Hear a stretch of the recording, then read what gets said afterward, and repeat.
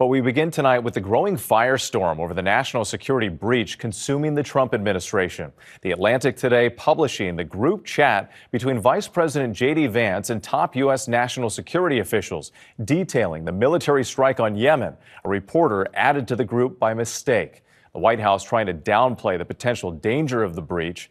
But in the text shared on the commercial messaging app Signal, Defense Secretary Pete Hegseth calling out times and targets of the assault, saying we are a go for mission launch. Hegseth today fiercely denying he revealed any classified attack plans.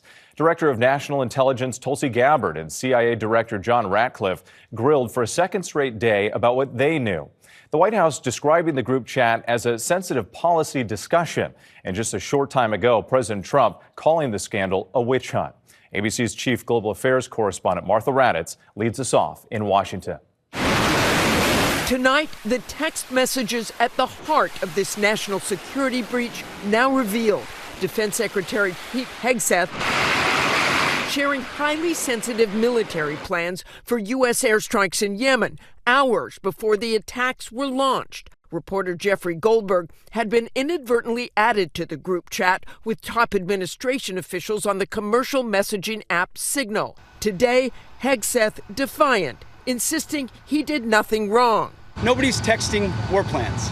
But the details exposed in the chat are stark.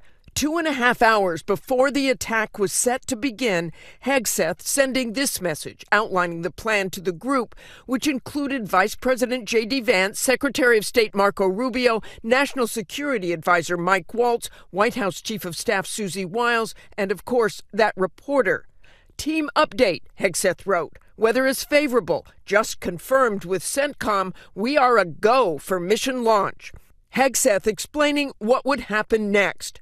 12:15, F-18s launch, first strike package. Then writing that about 2 hours later, more F-18s launch, second strike package. He told the group that 5 minutes after that, strike drones on target, adding this is when the first bombs will definitely drop. And that about an hour later, the F-18 second strike starts. Also, first sea-based Tomahawks launched. Today, Hegseth insisting he didn't divulge any classified information that would have put American troops in harm's way had his messages fallen into the wrong hands. There's no units, no locations, no routes, no flight paths. But for this operation, those F-18 fighter jets would have only been launched from one place, the USS Truman in the Red Sea, and Hegseth provided the timing of the launch in the group chat.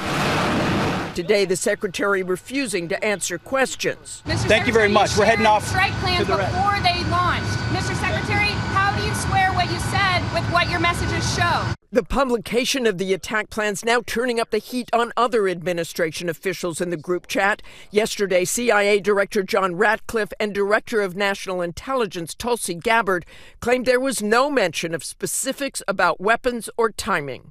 Did this conversation at some point include information on weapons packages, targets, or timing? Not that I'm aware of. Director Gabbard, same question.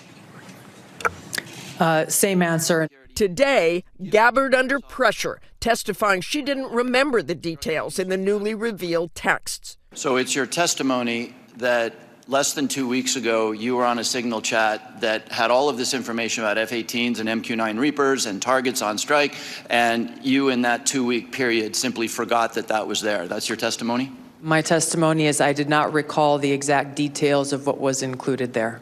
But so far, the only administration official taking responsibility for anything is National Security Advisor Mike Waltz, who admitted he inadvertently invited the journalist to the group chat. Tonight, President Trump standing behind his team. There was no harm done because the attack was unbelievably successful that night.